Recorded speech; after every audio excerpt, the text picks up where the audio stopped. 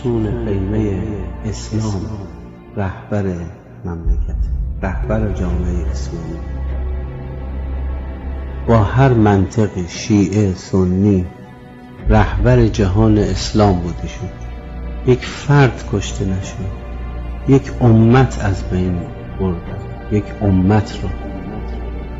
نمیدونم الان بر قلب مطهر امام زمان علیه السلام چی میگذره، ولی مطمئنم که خیلی شرایط سختی برای ایشون هم هست.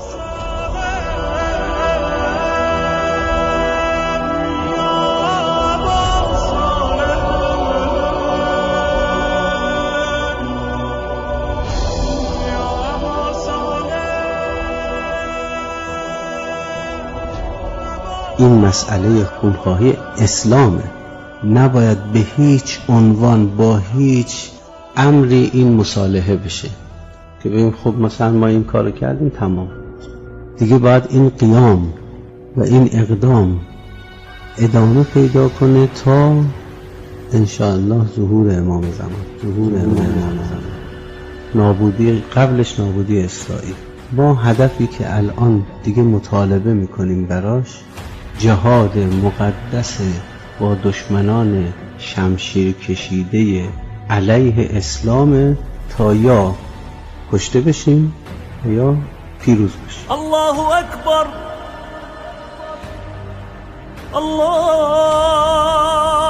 اکبر. اونا این اقدام رو شروع کردن.